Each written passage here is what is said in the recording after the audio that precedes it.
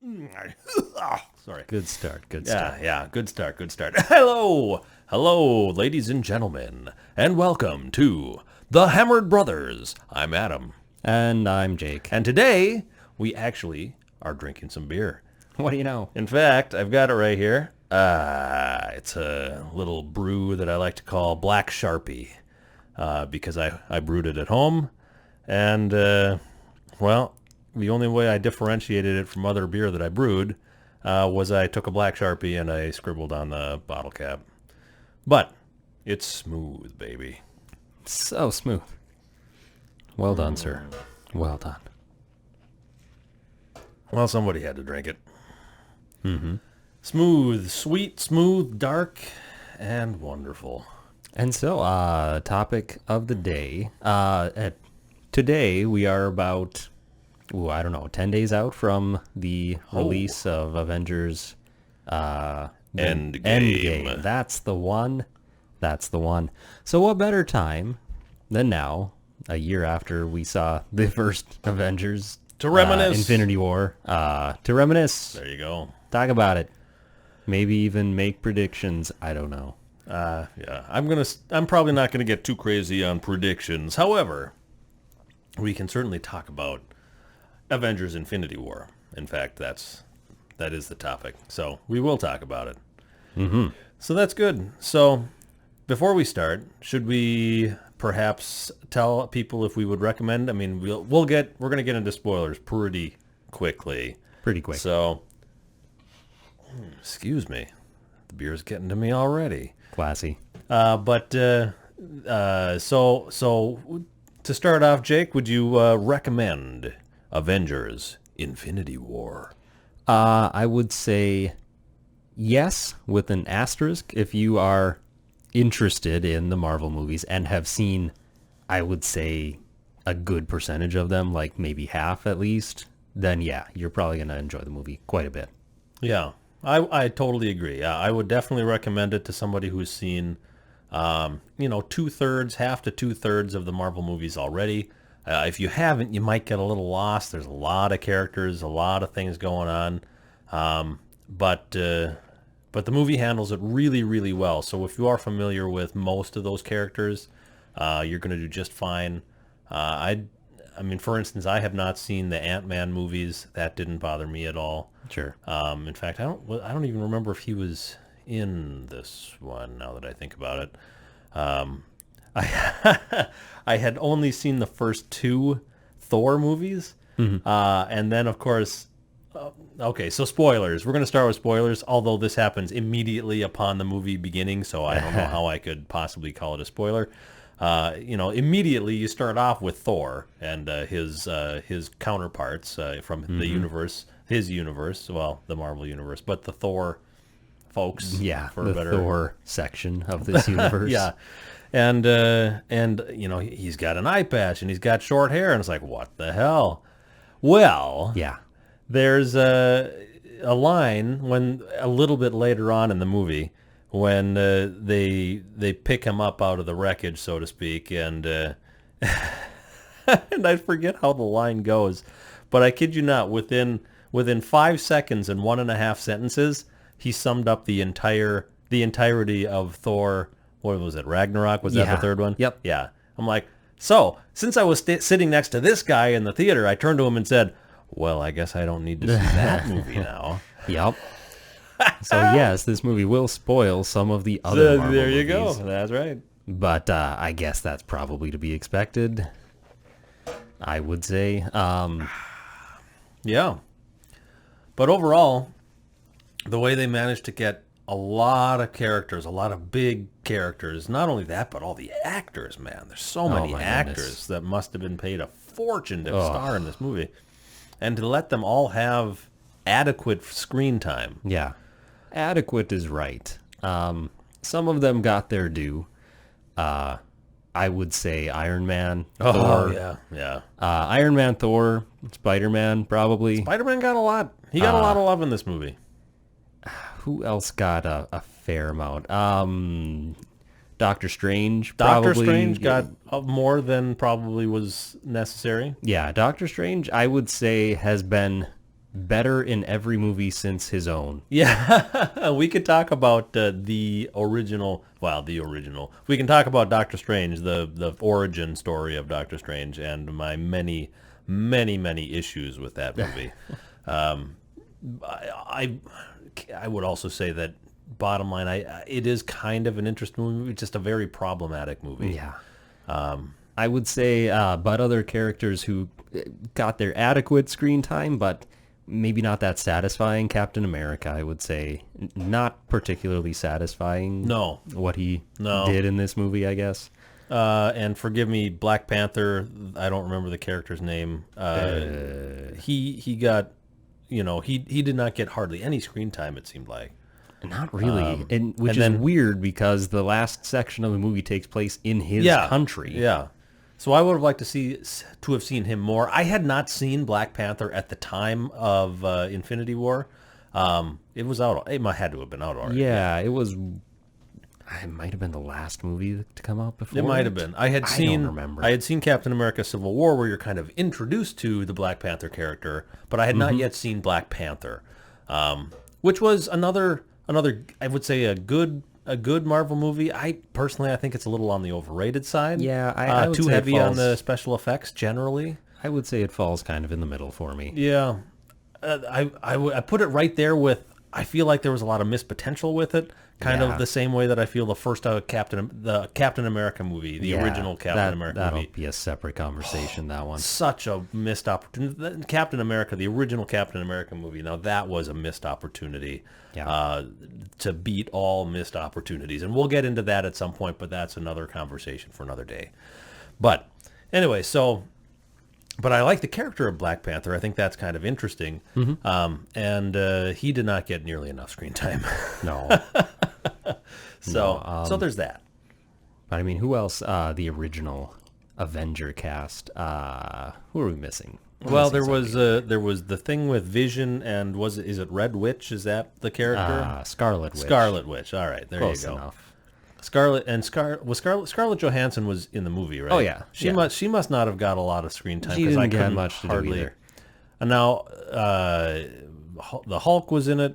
Well, Right, actually, yeah. the Hulk was not in it, oddly enough, but Bruce Banner was in it a lot. The Hulk was in it right off the bat. The Hulk. Oh, right. I mean, we're right. in spoiler territory. So the Hulk gets his ass handed to him in like the first 5 minutes of the movie. Yes. Oh, which is actually kind of fun because the Hulk is pretty awesome. I mean, you get the impression that they're probably pretty evenly matched strength-wise. It's just that Thanos he just fights smarter, I guess. Yeah, a little less rage-filled. Yeah, he fights like a professional fighter might fight instead of just being all rage and just punching blindly. Basically, is kind of what Hulk does a lot of the time. Well, so that was kind of fun. I mean, Hulk smash. So Yeah, Hulk smash. He doesn't really think about it. Yeah, but yeah, just to see Thanos go toe to toe with him and just beat him by fighting smart. Yep. It's kind of cool. Yep. Yeah, because I mean, Hulk is one of those characters. The Hulk is one of those characters that has had many unfortunate movies ahead of it. Yeah. Really was not character-wise was not really handled very well until the first Avengers movie. Yeah, absolutely. Now, just as a quick aside, I actually enjoyed the original Hulk movie. Same. The one with Jennifer Connelly and I forget the guy's name. I don't know. Yeah, but I there were things in that movie I really enjoyed. There were things that were not great about it. The villain wasn't great, but as an origin story, I thought it worked pretty well. Some of the cinematography was a little bit wonky. They tried to do some pretty comic booky stuff with it. Yeah. The other Hulk movie I would with say it Edward was Norton worse, for sure. was awful. That was a terrible movie. I got nothing out of that movie. Oh, jeez. And I like Edward Norton a lot. I think he's a great actor, but he was doing everything he could with that movie, and there was just no helping it. No, it was bad. Anyway, so that's an aside. But yeah, I suppose we should probably talk actually about the movie. So Thanos. a lot's been said about this movie. It's been pointed out many times. Thanos was basically the main character of this movie, and that's kind of what held it together narratively with all this immense cast of other characters who had to come in and out, who you're supposed to be familiar with from the other movies already. But yeah, Thanos kind of held the movie together. It followed his personal narrative and his journey to collect the Infinity Stones and kill half of the life in the universe. Yeah, which surprised me that he got so much screen time. That was actually a good thing, something I wasn't expecting, but I think something that was necessary because he had been built up as this boogeyman for so long. So to give him pretty clear motivations and actually make him somehow he was somewhat of a sympathetic character. I'm not entirely sure how that happened. Somewhat, yeah. I mean, they portrayed him in that light, intentionally, of course. But yeah, it makes you you understand him. You understand where he's coming from, what he's trying to do. You disagree with it, of course, because any sane person would. But you understand his position and his goal. Yeah. Yeah, I think the whole sequence where what's the gal from Guardians of the Galaxy? Gamora? Yeah, Gamora. Gamora, is right. that's it. Yeah. The whole sequence with her and the build up to like their kind of reunion fight and how Star-Lord does his thing, and I mean they build up a lot of tension and a lot of emotion around that stuff, and they do a pretty good job with that. I think that's handled really well. And that builds up into when Gamora and Thanos are alone doing stuff and how that kind of interplay works out. It's handled in an interesting way. There's some flashbacks in there that work pretty well, and again, make Thanos out to be, yes, he's doing really terrible, genocidal, maniacal things, but he does clearly think that he's doing the right thing. Yeah. You know, he thinks he's a hero in his own mind. So I don't know. It's interesting. It's handled exceptionally well. It is. And the move, and it's interesting because so much of the movie takes place in these little compartments, right? It's not all this giant cast of characters that's together. Yeah. Well, you're taking little subsections of these characters and mixing them together in ways we haven't seen in the other movies. And then we get to see the interplay between these different personalities, and that's really fun. They do that, and they do it really well. They make each character's personality really shine, and then the interplay is just really enjoyable. Yeah, the banter is always something. And here's another thing we can talk about at some point, but like the Sherlock Holmes movies, and again, I hate to do so many quick asides, but I was so not impressed by the trailers for the Robert Downey Jr., Jude Law, Sherlock Holmes movies. But I tell you what, when I actually finally saw it, which I don't know what finally told me that I should watch it, I was blown away by just how good those movies were. Well, the first one especially. The second one was not as good. It was still good, but that first one was quite good. Yeah. But really what made it was not so much the story, it was the banter. The chemistry between Jude Law and Robert Downey Jr. is wonderful. I don't know if they just clicked on screen or if they developed a relationship off screen that translated to on screen or what happened there, but wonderful stuff. So we'll have to talk about the Sherlock Holmes movies at some point. But anyway, back to Infinity War and the banter. The banter. Oh, the banter. Yeah, good stuff. No, I really enjoyed bringing the Guardians of the Galaxy characters in and and their interplay with Spider-Man and Iron Man was really, really good stuff. Yes. And of course the stuff with Thor and the Guardians of the Galaxy. Oh yeah, because they actually split up the Guardians a little bit. It was Rocket, right? That's the Rocket Raccoon. Yeah, and Groot and Groot and Thor. Yep. And who would have thought? What an odd trio. What an odd and wonderful thing to have put together. Again, that's the banter, working there, working into its. I mean, granted, there's not a lot of banter coming from Vin Diesel on that deal. I am Groot. Yeah. But yeah, between Rocket, which Bradley Cooper, he delivers that stuff in that silvery tongued, quick witted kind of way that really works. And Hemsworth, man, that guy delivers those lines like, I mean, I don't know how he does it. He does. He plays Thor. He plays the hell out of that role. He does, yeah. He really does really that good. well. He was. The first one when he's in the bar or whatever, or at and he's out, and he like just takes the glass off the table and he's like, oh, wonderful, and he smashes it down and stuff, and he makes it work. He makes it look so natural and believable. You're like, yes, that's how this guy behaves. And because I could never get away with that, but there might be other reasons. Yeah, maybe. Yeah. Oh, and it's been a little bit of time since I've sat and watched Infinity War straight through. Yeah. So I'm getting a little rustier on it, but generally speaking, the movie really did work, and a lot. One of the benefits when you have a movie that has so many established characters, so many movies that have built toward this movie, you don't have to do a lot of character development. Yeah. A lot of that's been done. There was almost none in this movie. Yeah. A little bit for with anyone other than Scarlet Witch and Vision, a little bit of development there. And then Thor, I guess, continued kind of his path. Kinda, yeah. I mean, they all move a little bit. Yeah, well, maybe not all of them, but most of them move a little bit. Yeah. I mean, Gamora, she died, but So yes. So yeah. there was more development there, and with her sister. Yes. Yep. She keeps getting, although she got developed more in Guardians of the Galaxy. Guardians of the Galaxy 2, yeah. And then, of course, Thanos had a ton of development. Which again was necessary. Yep.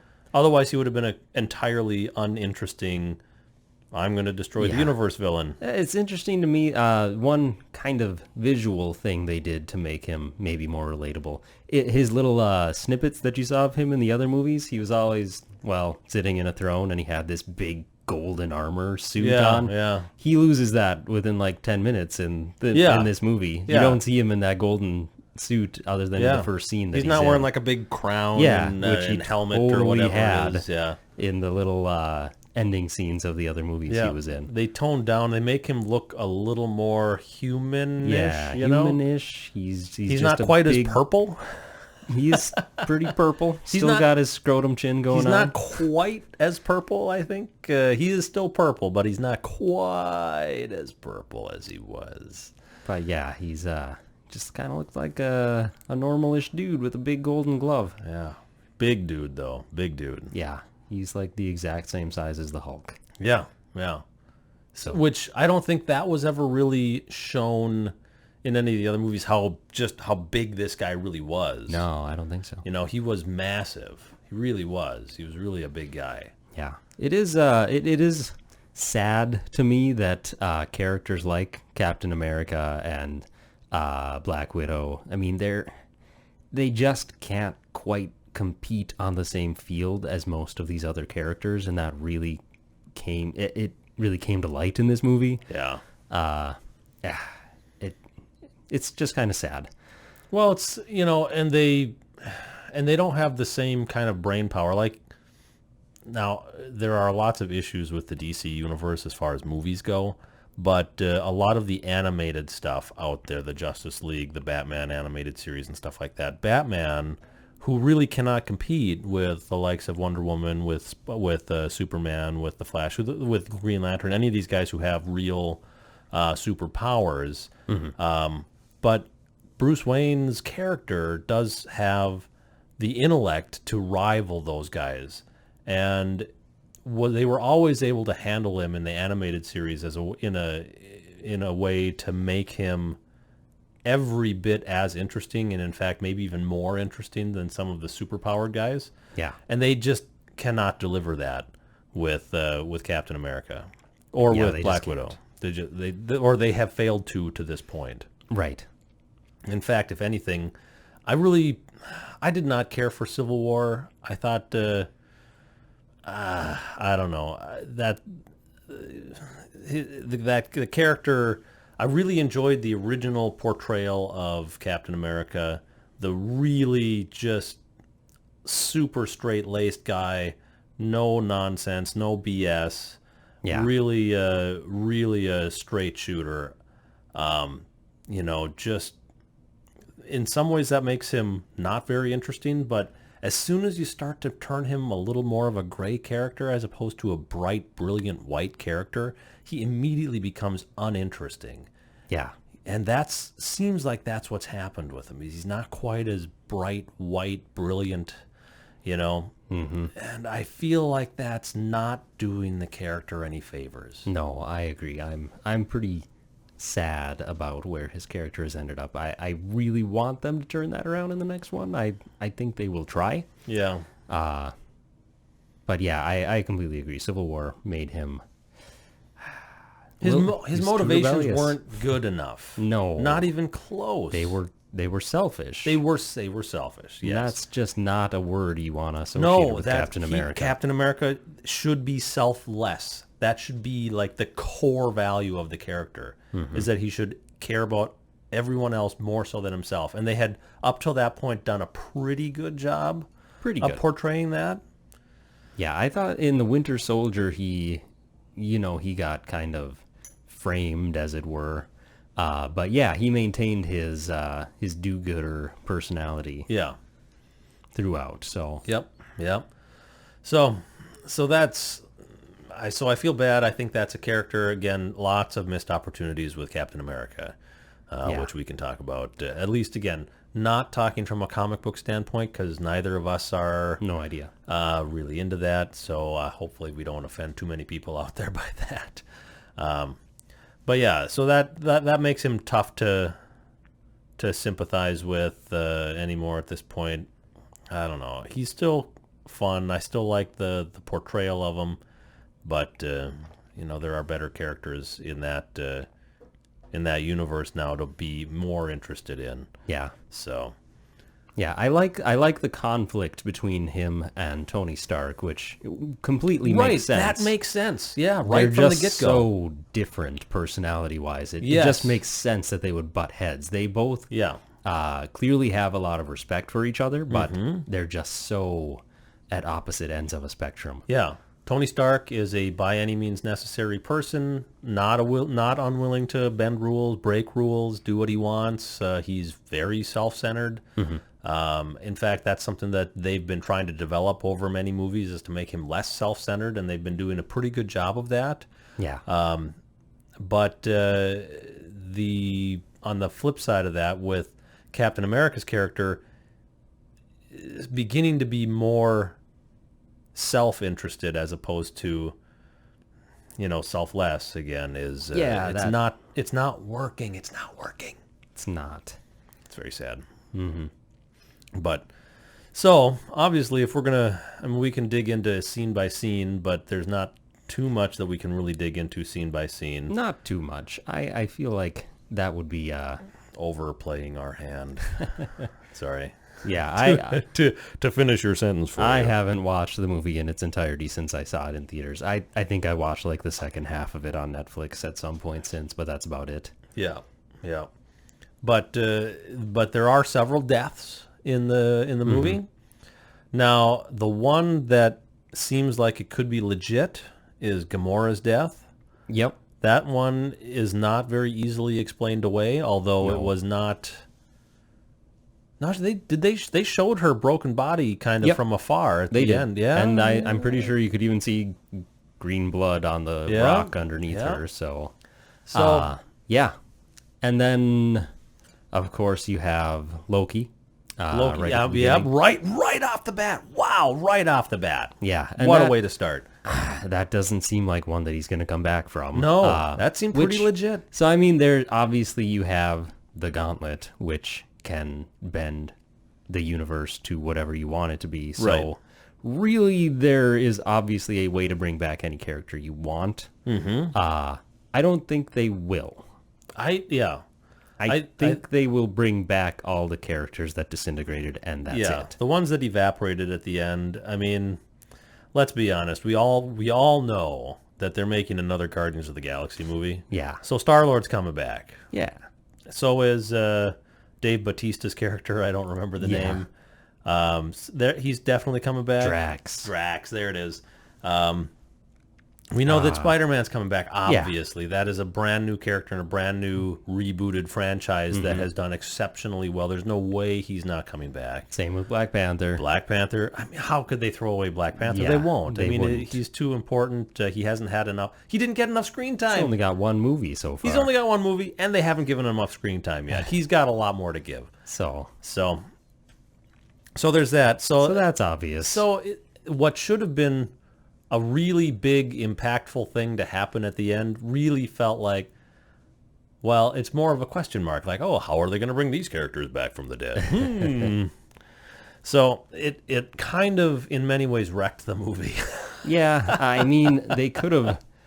I just feel like they could have established that maybe the Gauntlet's not supposed to be able to bring people back to life. Maybe that's its one limitation. Except, like, when he immediately brought Vision back to life. I know. So maybe that's epic foreshadowing. I mean, so as soon as somebody else gets that gauntlet, they can just turn back time until before any of this happened, and then none of it will have happened. Yeah. So that's somewhat which saddening. Spoiler alerts for anybody who hasn't seen Prince of Persia: Sands of Time. That's basically what happens in that movie. Oh yeah, the whole movie. movie didn't happen. How exciting! Yeah. Oh, and there's another missed opportunity if I've ever heard one. So yeah, I haven't heard a reference to that movie in God knows how long. Well, Jake Gyllenhaal looks so Persian. Oh, so yes. Whitewashing's not a thing. Oh, jeez. Yeah, that was anyway. That's a different that movie really doesn't even deserve. We can do like a mashup at some point, and we can talk about a bunch of missed targets that movies tried to hit, and that would definitely fall into that camp. Yeah. But no, as far as Infinity War goes, really well done. I could not have reasonably expected them to do a better job with that many different characters in one movie. They really knocked it out of the park, honestly. They really did.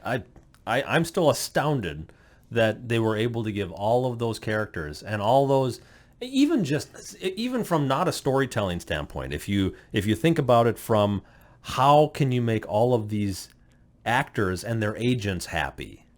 Like, right. It's a miracle the movie was even made. A miracle. So must have wrote it into their contracts. Somehow, somebody did something right along the way, or many people did many things right, which is oftentimes the case with a movie of that size. So yeah. Now the movie was too long. We can talk about some of the problems. It was. A lot of it was just the nonsense special effects, super mega action sequences that just didn't need to be there. Yeah. I think specifically the end. Yeah, there's a lot of time at the end. What's the country? Wakanda, right? Wakanda, yeah. Yeah, that was that scene went on too long. Just kept going. They didn't need to have the giant like saw blade things come out and wreck up the field. That was completely unnecessary. Yeah, and they like had the big there was the big force field, and then we're gonna beat the force field for a while, and then the force field starts to break, and they're gonna come through that, and then the force field completely breaks, and then it's just a mad rush and everybody and blah blah blah. I know blah, they blah. wanted to have that grand battle with these massive armies facing off against each other. I don't feel like it fit. No, I agree. Because you've got all these characters. You're supposed to be giving time to the characters, and then you've just got this massive CG blood fest with, of course, no blood in it. It's PG-13, so it was very odd. It dragged on and on and on, and the movie had already been so long at that point. Mm-hmm. So, but they wanted to give all of the heroes their chance to have their action due given to them, of course. I guess. So even if they had enough screen time already, they might not have been in a fight yet. So they had to get all of them in a fight. Yeah. And that was their opportunity to do it, I guess. Yeah. Yeah. So, I mean, that's the obvious place where they could have saved some time. Yeah. You know, there's some other places where they certainly could have saved some time as well. It's harder to pinpoint that stuff because it wasn't as blatantly obvious. Yeah, we could go through it with a fine pick or whatever and just pick the moments, but I don't have the patience to do that. No. It was a bit bloated though. It was too long. And it was a good too long generally, except for that action sequence. Yeah. You know? Yeah, I don't think I could ever sit through the movie in its entirety again. Yeah. Which, I don't know. It was still a great movie. Good movie. Yeah. Good. Highly recommended. Highly recommended. However, that's only half of a two-parter.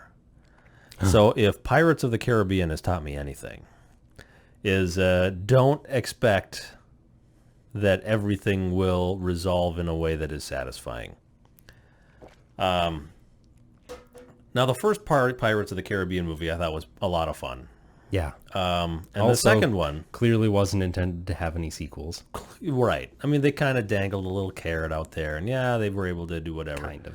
But the second one, I was genuinely excited for. Special effects, great. Really good stuff. A lot of build-up in that movie. Mm-hmm. Again, a movie that went on for too long. Too many special effects orgies.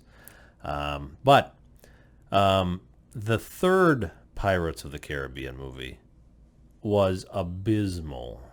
It was so bad. Yeah. And it really destroyed the enjoyment factor of the second one, and even to a certain extent the first. Mm-hmm. To an extent. So, and I could not bring myself to watch any of the other Pirates of the Caribbean movies after separate that. conversation, though. We should wrap this up. Oh, yeah, I'm sorry. All right, so obviously recommended, highly recommended from both of us. We will certainly see the next Avengers movie, Avengers Endgame, in theaters sometime soon, I guess. Later this month. Yeah. So we'll be seeing it, I'm sure. We'll be talking about it. You can catch us talking about that. Hopefully, it will be good things. Hopefully. No promises. Time will tell. Time will tell. All right. Well, I think that's it. I'm not quite done with my beer, but I see that Jake is done with his beer. Yeah, it was good. So, good. A little Black Sharpie. Yeah, a little homebrew. Yes, Anyway, sir. so that's our recommendation. Avengers Infinity War. Yes, thumbs up. Thumbs up. Hopefully they will stay up. Yes. All right. Well, thanks, everybody, and have a good night.